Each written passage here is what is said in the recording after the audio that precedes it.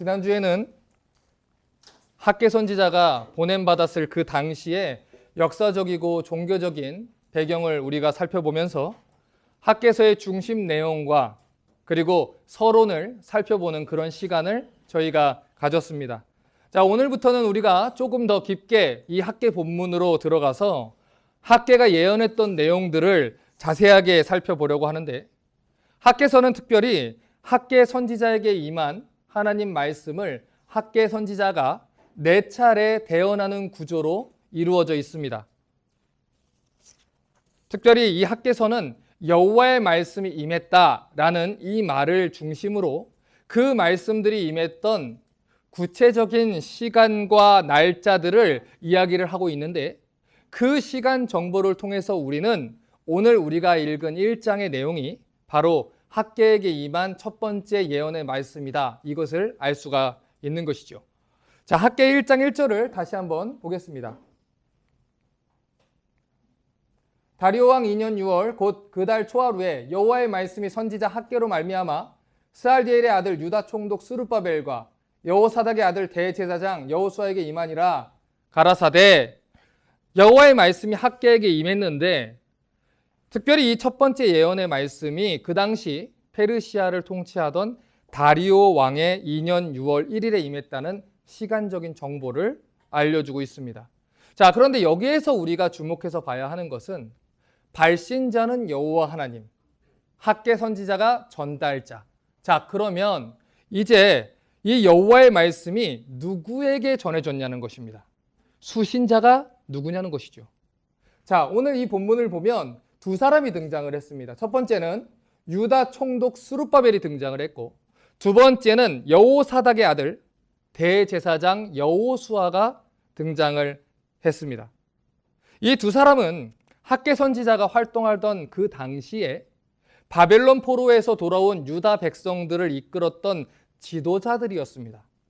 자, 그래서 에스라 2장 1절과 2절을 보면 이런 기록이 있는데, 옛적에 바벨론 왕 느부갓네살에게 사로잡혀 바벨론으로 갔던 자의 자손 중에서 노임을 받고 예루살렘과 유다 도로 돌아와 각기 본성에 이른 자, 곧 스룹바벨과 예수아와 느헤미야와 스라야와 르엘라야와 이런 사람들이 함께 나온 이스라엘 백성과 이렇게 거했다라는 기록이 있어요.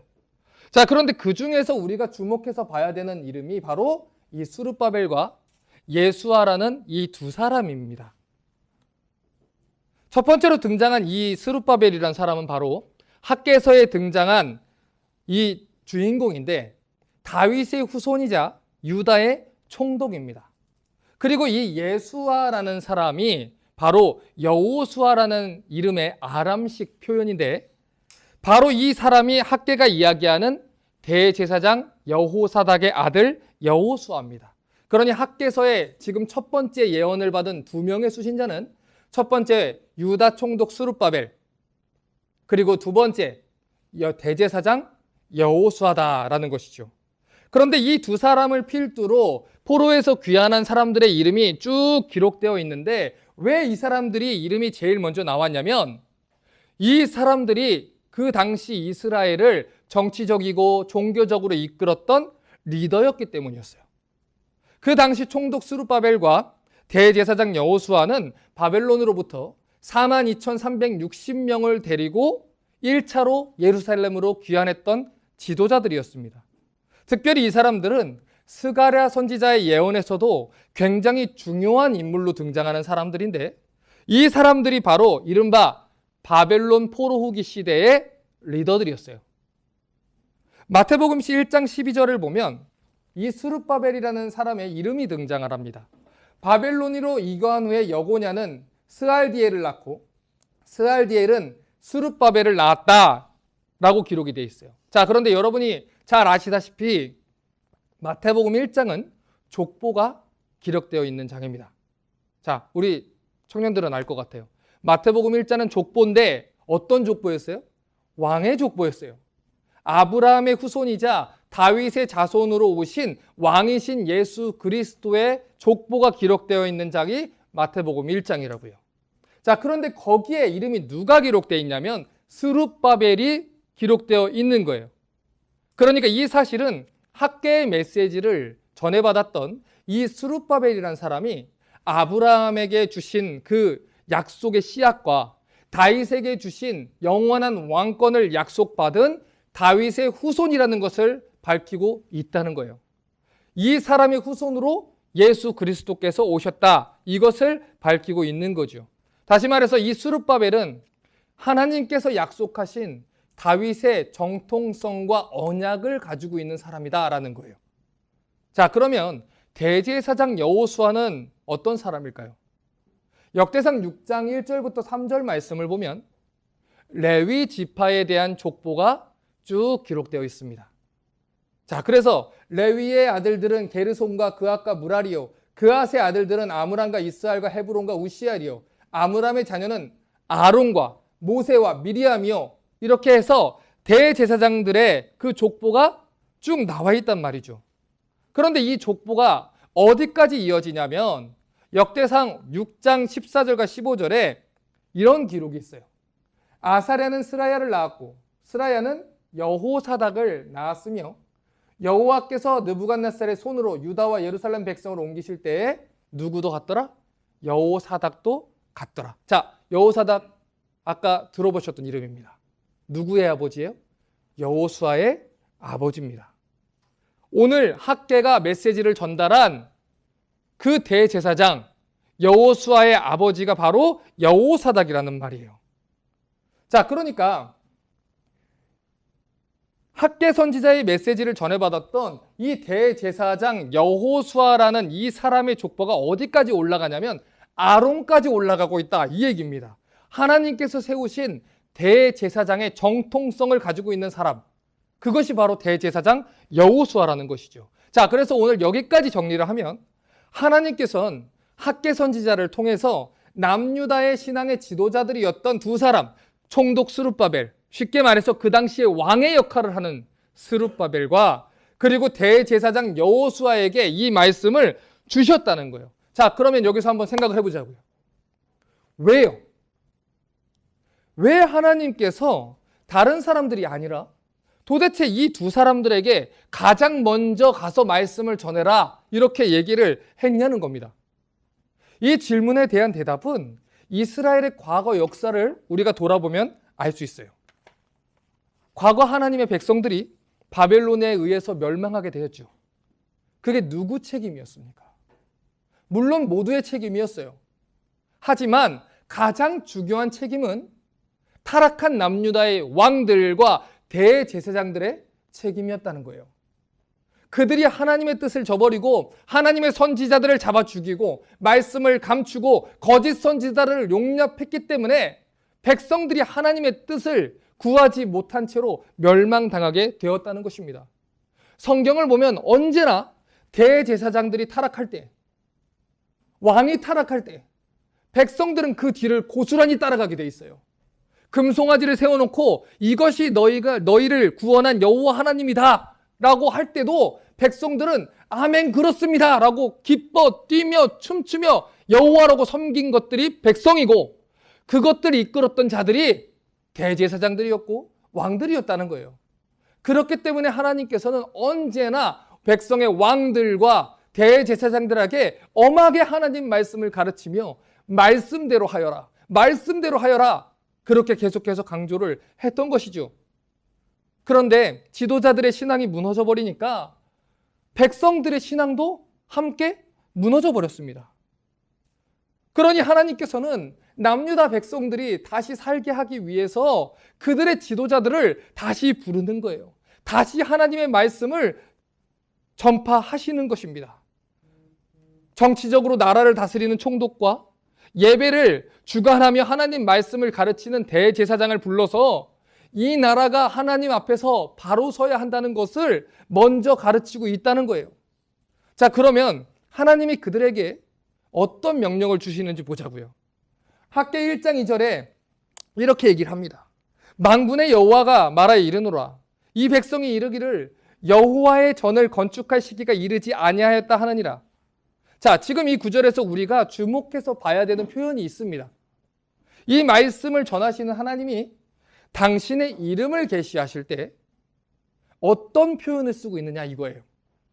만군의 여호와라는 표현을 쓰고 있어요. 이 표현이 얼마나 중요한 표현이냐면 학개서 전체가 38절로 이루어져 있습니다. 그런데 만군의 여호와라는 표현이 13번이나 나와요. 하나님께서 반복해서 학개 선지자를 통해서 내가 누구냐면 만군의 여호와다라는 것을 반복해서 사용을 했다는 거예요. 왜요? 나는 이스라엘뿐만 아니라 만군을, 열국을 다스리는 여호와 하나님이다 이겁니다. 너희 하나님은 언약을 지키시는 하나님인데 그 여호와 하나님은 이스라엘의 여호와 하나님뿐만 아니라 만국을 다스리는 권세를 가진 만군의 여호와 하나님이라는 거죠. 그 당시 고대 근동의 패권을 쥐고 있었던 페르시아뿐만 아니라 역사 속에서 초강대국이었던 아수르, 바벨론, 이집트 모든 국가를 통치하고 그 국가의 권세를 세우고 망하게 하시는, 심지어 고레스조차 세상 모든 권세를 누가 나에게 주셨다고 했어요? 하나님이 주셨다고 했어요. 왜냐하면 그분이 그 모든 권세를 다스리는 만군의 여호와이시기 때문이라는 거예요. 그런데 그 만군의 여호와가 말씀하시는데 너희는 듣지 않고 있다는 거예요. 심지어 하나님을 모르는 이방의 페르시아 왕도 거기에 순종해서 너희를 예루살렘으로 귀환을 시켰는데 도대체 너희는 왜 만군의 여호와의 명령을 가볍게 여기고 있냐는 것이죠. 왜 예루살렘으로 너희가 귀환했는지 생각해봐라. 성전을 재건하라고 명령하지 않았느냐? 그런데 왜 아직까지 성전은 재건하지 않은 채 14년째 공사가 멈춘 채로 핑계만 대고 있느냐 이 얘기예요. 과거 이스라엘 백성들이 성전 공사를 중단하고 둘러대고 있었던 핑계가 뭐였죠? 아직 여호와의 전을 건축할 시기가 이르지 않았다 이거였어요. 그런데 사실 그들은 이런저런 핑계들을 대면서 성전 건축을 못하겠다라고 했지만 하나님은 그것이 틀렸다고 하는 거예요. 아니야, 틀렸어. 질책하고 꾸짖고 계시는 거예요. 왜요? 그분이 누구니까? 만군의 여호와 하나님이니까. 아무리 다른 사람들이 위협을 해도요, 아무리 다른 사람들이 모함을 해도요, 너희가 나를 만군의 여호와로 믿는다면 너희는 할 거라는 거예요. 그들이 위협해도 내가 만군의 여호와인데, 내가 지킬 건데, 내가 명령했는데 너희에게 재정이 필요하면 재정을 대줄 것이고, 너희에게 힘이 필요하면 힘을 줄 것이고, 너희에게 권세가 필요하면 권세를 줄 것인데, 내가 만군의 여호와인데 너희가 나를 믿는다면 너희는 내 명령에 순종했을 거야. 하지만 너희는 하지 않았어. 이것은 너희가 나를 믿지 않는 것이야. 내가 만군의 여호와라는 것을 믿지 않는 거야. 그래서 13번이나 얘기하시는 거예요. 내가 만군의 여호와야. 내가 만군의 여호와야. 이스라엘 사람들은 이 사마리아 사람들의 방해, 여러 사람들의 고소, 그리고 여러 가지 어려움이 닥치자 성전 재건 공사를 중단해버렸어요. 그렇게 난간에 부딪히니까 구실과 변명을 찾기 시작하는 거예요. 그리고는 여호와의 전을 건축할 시기가 이르지 않았다, 이렇게 변명을 하고 덮어뒀습니다. 그렇게 14년이 지난 거예요. 14년을 하나님께서 참으신 거예요. 14년 동안 하나님께서 지켜보신 거예요. 처음 예루살렘으로 그들이 돌아왔을 때 어땠겠어요? 하나님 감사합니다. 하나님 나 이렇게 살게 해주셔서 하나님 감사합니다. 처음 우리를 구원하셨을 때, 하나님 우리에게 은혜 주셨을 때 다 각각의 자리에서 뭐라고 고백하셨어요? 하나님, 나 하나님 구원해 주셔서 감사해요. 내 인생 이제 하나님 거예요. 하나님 위해서 할 거예요. 하나님 위해서 예배할 거예요. 내 노래도 내 목소리도 내 찬양도 다 이제 하나님 위해서 인생 살 거예요. 그렇게 14년이 지났다는 거예요. 처음 폐허가 되었던 곳에 단을 쌓고 예배를 드렸을 때 그때 열정은 사라진 거예요. 영적인 침체기가 오는 거죠. 그래서 하나님이 그들을 책망하시는 거예요. 만군의 여호와가 말하여 이르노라. 이 백성이 말하기를 여호와의 전을 건축할 시기가 이르지 않았다 하노라. 여러분, 우리가 성경을 볼 때 주목해서 봐야 되는 표현들이 참 많이 있지만 그 중에서도 특별히 하나님이 어떤 존재들을 부를 때 쓰는 호칭은 여러분 굉장히 각별한 주의를 기울이셔야 돼요. 왜냐하면 그렇게 부르시는 이유가 있기 때문이에요. 자, 지금 2절에서 하나님이 그들을 부르신 호칭을 보세요. 뭐라고 하셨죠? 이 백성이 이르기를 이렇게 얘기하셨어요. 보통 하나님이요, 이스라엘에게 애정을 가지고 부르실 때는 내 백성이란 표현 쓰세요. 내 백성이. 심지어 그들이 죄 짓고 범죄할 때도 하나님이 참으시면서 내 백성아, 내 백성아. 그런데 지금 하나님이 그들을 가리켜서 뭐라고 하시냐면 이 백성이 이르기를 하신다는 거예요. 마치 나랑 상관이 없는 사람처럼 거리를 둔다는 거예요. 이 백성, 무언가 거리감이 느껴지지 않아요? 왜 하나님이 그들을 이렇게 부르고 계실까요? 그것이 그들과 하나님과의 거리감이었어요. 하나님을 등지고 사는 거예요. 그만큼 이스라엘 백성들이 하나님과 떨어져서 하나님과 소원해진 관계를 가지고 자기 사업에만, 자기 일에만, 자기 자녀들에게만, 자기 가정들에게만 그렇게 바쁜 삶들을 살고 있었다. 그것을 지적하기 위해서 하나님이 이렇게 차가운 표현을 사용하시는 거예요. 왜요? 그들이 무슨 짓을 했길래요? 학개 1장 3절과 4절에 이렇게 얘기하세요. 여호와의 말씀이 임하여 가라사대 이 전이 황무했거늘 너희가 이때에 판벽한 집에 거하는 것이 가하냐? 말이 되냐 이 말이에요. 지금 여기에 기록된 이 판벽한 집이라는 단어는 히브리 성경에서 보면 사판이라는 단어를 씁니다. 그런데 이 사판이라는 단어의 정확한 뜻이 뭐냐면 지붕을 덮다라는 뜻이 있어요. 그런데 이 단어를 그 당시에 언제 그 용례가 어떻게 되냐면 언제 사용을 했냐면 지붕이 있고 여러 칸막이로 되어 있는 여러 개의 방이 있는 고급 주택을 가리킬 때 쓴 단어가 사판입니다. 물론 사람마다 만족의 정도는 차이가 있을 수 있겠죠. 그런데 중요한 것은 뭐냐면 여기에 기록된 판벽한 집이라는 표현은 하나님이 대조법을 가지고 지금 얘기하고 있다는 거예요. 이 전은 황무했거늘 너희는 지금 사판에 사는구나. 하나님이 그렇게 얘기하고 계시다고요. 여호와의 전은 황무한 채로 버려두고 너희들의 집은 견고하고 아름답게 꾸미며 그렇게 살고 있구나. 여기에 하나님의 속상함이 있는 거예요. 이전에 그들의 선조였던 다윗은 뭐라고 했습니까?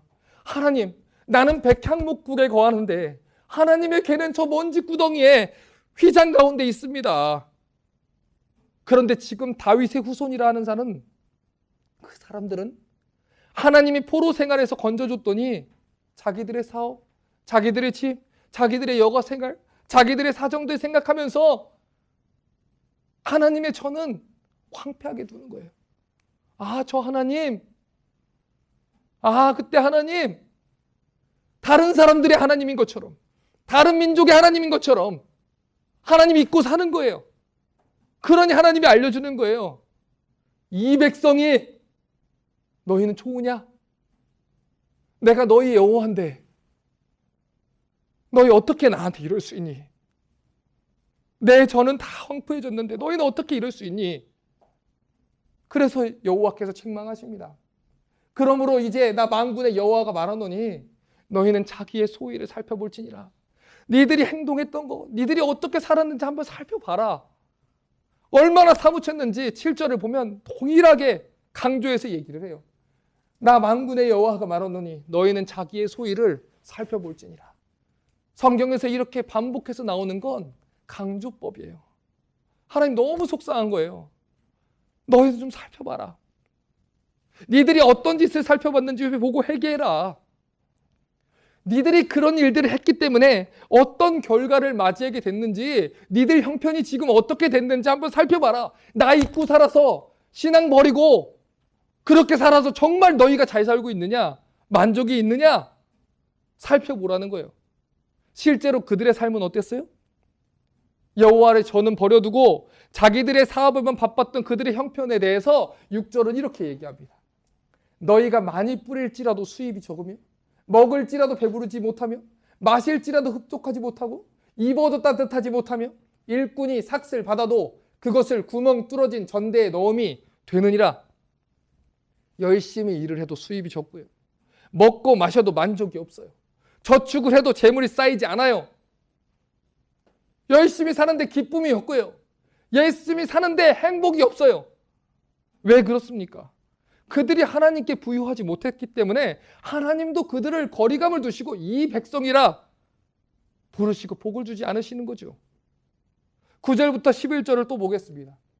너희가 많은 것을 바랐으나 도리어 적었고 너희가 그것을 집으로 가져갔으나 내가 불어버렸느니라. 나 만군의 여호와가 말하노라. 이것이 무슨 연고요? 내 집은 황무하였으되 너희는 각각 자기의 집에 빨랐음이니라. 그러므로 너희는 너희로 인하여 하늘은 이슬을 그쳤고 땅은 산물을 그쳤으며 내가 한재를 불러 이 땅에 산에 곡물에 새 포도주에 기름에 땅의 모든 소산에 사람에게 육축에게 손으로 수고하는 모든 일에 임하게 하였느니라. 자, 보세요. 그들이 많은 것을 가져갔어요. 그런데 누가 불었대요? 내가 불었대요. 만군의 여호와가 불었다고 하세요. 내가 반복해서 얘기하세요. 그 모든 일이 그냥 벌어진 게 아니라 너희의 뿌리는 나에게 달려있는데 너희가 나와 떨어지니 내가 불어버렸다는 거예요. 그러니 너희에게 만족이 없다라는 것이죠. 정사와 권세와 군대의 주인이신 하나님이 불어버리시니 아무것도 소용이 없는 거예요. 분명히 이렇게 된 이유에 대해서 하나님이 정확하게 설명을 하시는 거예요. 왜 이런 일들이 벌어져요? 너희로 인하여. 너희가 여호와의 전을 황무했는데 각각 자기의 집에만 빨랐기 때문에. 그래서 내가라고 하는 거예요. 내가 물어버렸다. 만군의 여호와가 재앙을 가져왔기 때문에 아무리 열심히 살아도 채움이 없다. 아무리 부지런히 살아도 만족이 없다. 여호와께 부여하지 못한 인생, 여호와도 그들을 부여하지 채우지 않겠다. 이 얘기예요. 그래서 하나님이 그들에게 회개를 촉구하는 거예요. 어서 너희의 소위를 살펴봐라. 회개해라. 처음 준 사명대로 전을 건축해라. 다시 한번 예배를 회복해라. 이 얘기예요. 7절과 8절을 또 보겠습니다. 나 만군의 여호와가 말하노니 너희는 자기의 소위를 살펴볼지니라. 너희는 산에 올라가서 나무를 가져다가 전을 건축하라. 그리하면 내가 그로 인하여 기뻐하고 또 영광을 얻으리라. 나 여호와가 말하였느니라. 너희들의 소위를 돌아봐라. 그리고 각자 산에 올라가서 나무를 가져다가 전을 건축하라. 이렇게 말씀하세요. 그러면 여호와께서 기뻐하고 영광을 얻으시겠다는 거예요. 그리고 마치 도장을 찍어두듯이 나 여호와가 말하였느니라. 내가 약속했어. 내가 지킬 거야. 그렇게 도장을 찍어주시는 거예요. 자, 그런데 여기서 주목하실 게 있어요. 보세요. 하나님이 지금 무엇을 가지고 성전을 건축하라고 했는지 여러분 주목해서 보셔야 돼요. 무엇을 가지고 성전을 건축하라 그래요? 1등급 백향목을 가져다가 성전을 건축하라 합니까? 솔로몬이 그랬던 것처럼 비싼 건축 재료, 상아 같은 귀한 재료들 가지고 화려하게 내가 여호와니까 여호와답게 지어줘라. 그렇게 합니까? 아니에요. 그러면 하나님이 영광 받으시겠다 해요? 아니에요. 너희는 가서 산에 올라가서 거기 있는 나무들 가져다가 빨리 전을 지어라. 하나님이 원하시는 것은 무너진 여호와의 전을 재건하는 것, 그거 하나뿐이에요. 왜냐하면 그곳에서 제사를 드릴 것이기 때문이에요. 그곳에서 죄인들의 죄사함이 이루어질 것이기 때문이죠. 그곳에서 예배가 이루어질 것이고 그곳에 여호와가 그들과 함께 하시고 여호와의 영광이 그들과 그곳에서 함께 있을 것이기 때문이에요. 실제로 이렇게 지어진 스룹바벨 성전은 그 규모나 화려함에 있어서 솔로몬 성전하고 비교가 안 됩니다. 그래서 에스라 3장 12절을 보면 이런 기록이 있어요. 에스라 3장 12절을 보면 제사장들과 레위 사람들과 족장들 중에 여러 노인은 첫 성전을 보았던 고로 이제 이 전 지대 노임을 보고 대성통곡하며 여러 사람을 기뻐하여 즐거이 불렀다. 이런 얘기가 있어요. 왜 노인들이 대성통곡했을까요? 그 사람들은 솔로몬 성전을 봤던 사람들이에요. 7년 6개월 동안 화려하게 지어진 그 성전을 기억하고 있기 때문에 짓고 나서 보니까 너무 초라한 거죠. 우리가 언제 이렇게 됐나? 초라한 거예요. 그래서 울었대요. 하나님이 그걸 아셨어요. 아니, 아시고도 명령하신 거예요. 그리고 하나님이 이렇게 얘기하세요. 너희 중에 남아있는 자 곧 이전에 이전 영광을 본 자가 누구냐? 이제 이것이 너희에게 어떻게 보이느냐? 이것이 너희 눈에는 보잘 것이 없지 아니하냐? 너희 눈하는 초라한 성전이 맞지. 옛날에 두로왕 히람이 지도해서 전문적인 목수들이 지었던 그 솔로몬 성전과는 비교할 수 없을 정도로 어설픈 성전인 거 나도 알아. 니들 눈에 그럴 수 있어. 사람들 보기에 그럴 수 있어. 이게 뭐야? 그렇게 할 수 있어. 하지만 하나님이 뭐라고 하시는지 보세요. 학개 2장 4절에 이렇게 얘기합니다. 그러나 이 모든 걸 뒤집어 엎는 역접의 접속사가 나왔는데 뭐라고 하냐면 나 여호와가 이르노라. 스룹바벨아 스스로 굳세게 할지어다. 여호사닥의 아들 대제사장 여호수아야 스스로 굳세게 할지어다. 나 여호와가 말이니라. 이 땅 모든 백성아 스스로 굳세게 하여 일할지어다. 내가 너희와 함께 하노라. 만군의 여호와의 말이니라. 마음을 굳게 먹으라는 거예요. 왜냐하면 그 성전이 다른 사람들 눈에 초라해 보일지 몰라도 그 성전에 누가 함께 하세요? 만군의 여호와께서 함께 하신다는 거예요. 내가 너희와 함께 하노라. 내가 너희와 함께 하노라. 하나님이 우리와 함께 하신다. 그러니 마음을 굳게 먹어라. 여러분, 솔로몬 성전이 얼마나 화려했습니까? 얼마나 거대했어요. 그런데 그 화려했던 성전이 어떻게 됐어요? 무너졌어요. 그곳에서 우상을 섬기고 하나님 멸시하고 예배가 타락했더니 하나님이 그 성전도 무너뜨렸어요. 하나님이 원하시는 것은 겉모습만 번지를 한 건물도 예물도 아니라는 거예요.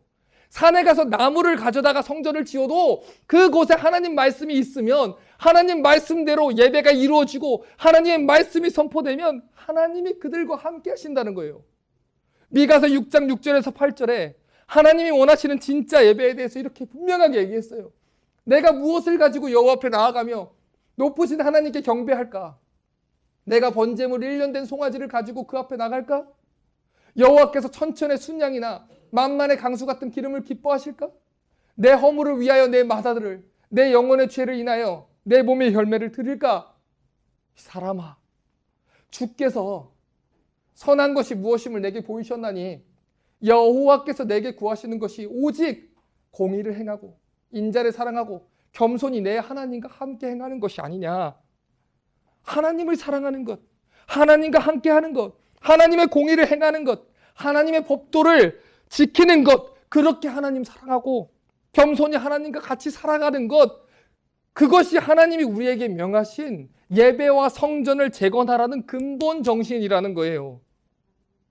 성도의 영광과 교회의 영광이 어디서부터 옵니까? 큰 빌딩에서 옵니까? 우리 교회 봐. 저거 우리 교회야. 그게 우리 교회입니까? 그 빌딩 만군의 여호와께서 불어버리시면 아무것도 아니에요. 하나님 필요하면 은도 내 것이고 금도 내 것이다. 하나님 얼마든지 주실 수 있어요. 하나님 필요하면 사람도 보내줄 거예요. 하나님 필요하면 돈도 주시고 힘도 주시고 권력 주시고 다 하실 거예요. 그런데 성도와 교회의 영광은 거기서부터 오는 게 아니라는 거죠. 산에 가서 거기 있는 나무를 가져와서 짓더라도 거룩하게 구별된 예배 가운데 임하는 그 하나님의 영광, 거룩 가운데 임하시는 여호와 하나님의 이름, 거기서부터 온다는 거예요. 하박국 3장 17절과 18절에 보면 하박국이 이렇게 노래했었죠. 비록 무화과 나무가 무성하지 못하고 포도나무에 열매가 없고 감람나무에 소출 없고 밭에 식물 없고 우리의 양이 없고 외양간에 송아지가 없을지라도, 보세요. 이거는요 그냥 남의 노래라서 그런 노래가 아닙니다. 이 얘기를 그대로 바꿔 얘기하면 있어야 하는 곳에, 마땅히 있어야 하는 곳에 없는 거예요. 살기 위해서 있어야 하는 곳에 그게 없는 거예요. 건강을 잃어버리고 사업에 문제 생기고 내 재정과 신분 문제에 어려워지는 그런 순간들이 찾아오고 우리 가정에 그런 어려움이 찾아와도 내 사업체가 그것 때문에 힘들어져도 그래도 비록 그래도 나는 여호와를 인하여 즐거워하고 나의 구원의 하나님으로 인하여 기뻐할 것입니다. 어떻게 이럴 수 있어요? 하박국은 알았거든요. 하박국 3장 19절에 하박국은 자신의 힘이 어디서부터 오는지 분명히 알았어요. 주 여호와는 나의 힘이시라. 누가 우리의 힘입니까? 주 여호와가 나의 힘이십니다. 여기에 성대의 담대함이 있는 거예요. 여기에 교회의 담대함이 있는 거예요. 돈이 아니에요. 명예가 아니에요. 권력이 아니에요. 사람이 아니에요. 주 여호와가 나의 힘이기 때문에 하나님이 나의 힘이십니다. 주 여호와가 나의 피할 바위 되십니다. 하나님이 나의 산성이십니다. 여호와가 나의 목자 되십니다. 그래서 나는 부족함이 없습니다. 하나님 내 힘이십니다. 그러니 하나님 눈치만 봅니다. 하나님만 생각합니다. 하나님 명령만 듣습니다. 나는 하나님 명령 따라갑니다. 곧 죽어도 하나님밖에 없습니다. 다른 데 무릎 꿇지 않습니다. 그것이 하박국의 고백이었다는 거죠. 그 하나님이 나와 함께 계시니까 나는 노래할 수 있다는 거예요. 하나님이 날 버리지 않으시니까 내가 늙어도 힘이 없어 노쇠해도 여호와여 나를 버리지 않으실 테니 나는 오늘도 노래합니다. 여호와 하나님만 있으면 됩니다. 여호와의 이름만 붙들면 됩니다. 여호와의 말씀만 행하면 됩니다. 하나님 백성들은 그때 여호와 하나님의 영광을 보게 되는 것이에요. 그때 기뻐 춤추게 되는 것입니다. 하지만 이 말을 반대로 생각해 보세요. 어떤 말이 되는 겁니까? 다 갇혀 있어도 여호와 하나님이 안 계시면, 성전이신 그분의 말씀 없으면 그것이 아무리 솔로몬 성전처럼 다 갖춰도 화려해도 아무것도 아닌 것입니다. 성전의 핵심은 건물이 아닙니다. 그 안에 계신 여호와 하나님의 영광이 성전 가운데 임할 때에 성전이 성전되어지는 것입니다. 우리 스스로 나는 크리스찬입니다. 나는 성도입니다. 나는 목사입니다. 그런다고 목사 되고 성도 되는 게 아니에요. 하나님이 인정하실 때, 그 여호와께서 나와 함께 거하실 때, 거룩한 성령의 전으로 지어져 갈 때 그 성전이 비로소 전이 되어져 간다는 것입니다. 화려한 건물들, 시설들, 좋아 보이는 프로그램들, 전문적인 음악 장비들, 그것이 핵심이 아니에요.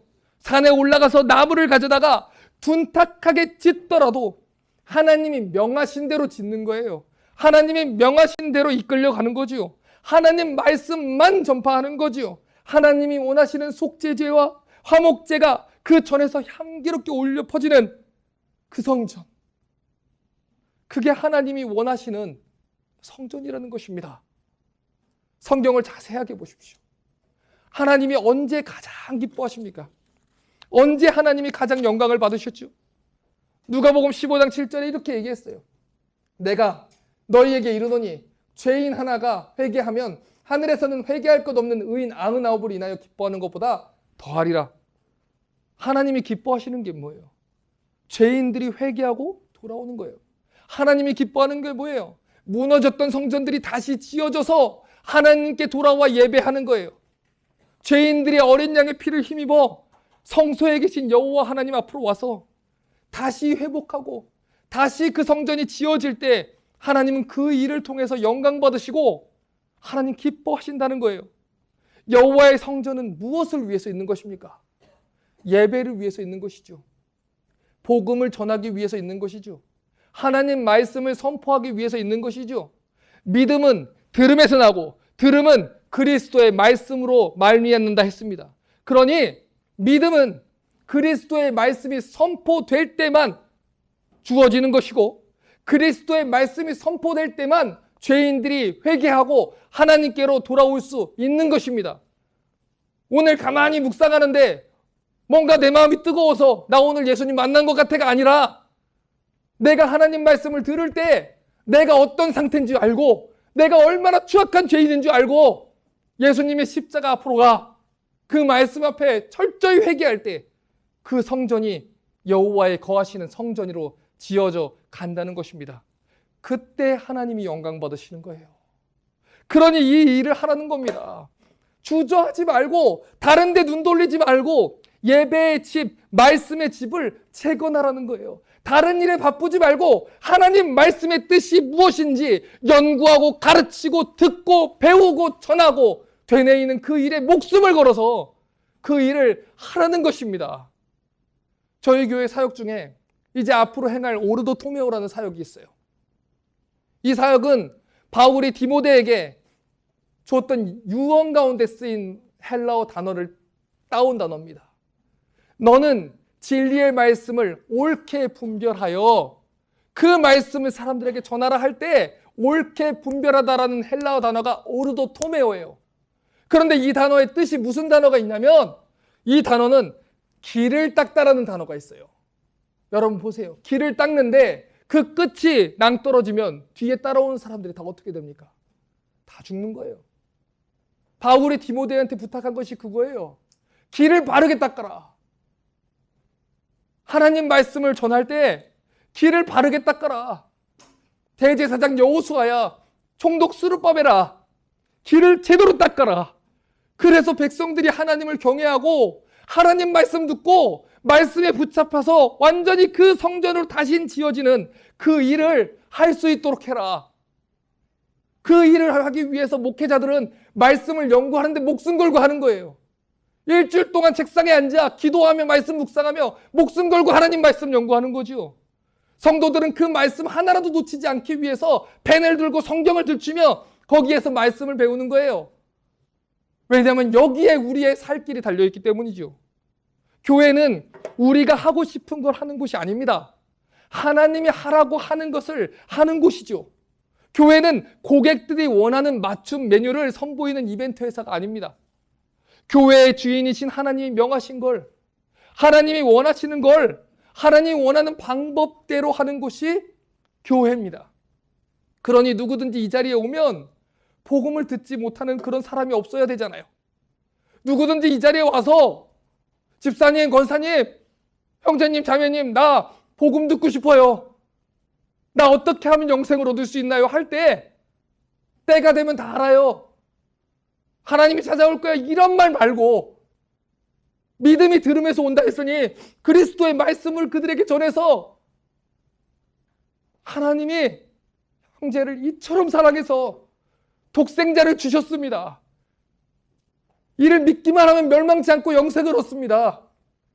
그에게 하나님의 복음을 전해줄 수 있는, 창세기부터 계시록까지 전해져 하나님의 그 오묘한 말씀을 전해줄 수 있는 그런 교회가 된다면, 그곳에서 지어지는 성전을 하나님이 본다면 얼마나 기뻐하시겠어요.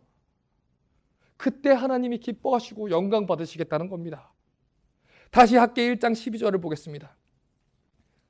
스알디엘의 아들 스룹바벨과 여호사닥의 아들 대제사장 여호수아와 남은 바 모든 백성이 그 하나님 여호와의 목소리와 선지자 학개의 말을 청종했으니 이는 그들의 하나님 여호와께서 그를 보내셨음을 인함이라. 백성이 다 여호와를 경외하며 모든 백성들이 하나님 말씀을 청종했대요. 하나님이 학개를 보냈다는 걸 인정하고 그 전하는 말씀에 순종했대요. 얼마나 놀라운 변화입니까? 이전에는 선지자가 자기들의 뜻에 거스르는 예언을 하면 욕을 하고 때리고 잡아 가두는 그런 일들을 했던 사람들이 이 사람들이에요. 그런데 이 포로세가를 지나고 하나님이 그들을 만지시고 굳은 마음을 제하시고 부드러운 마음을 주셨더니 그것이 듣기에 불편하더라도 들리는 거예요. 하나님 말씀을 듣고 불편해도 이제 순종하기 시작하는 거예요.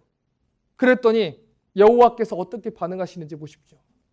13절에 때에, 이 때가 어느 때입니까? 그들이 여호와의 말씀을 청종할 때에 여호와의 사자 학개가 여호와의 명을 의지하여 백성에게 고하여 가로되 나 여호와가 말하노니 내가 너희와 함께하노라 하셨느니라. 내가 너희와 함께하노라.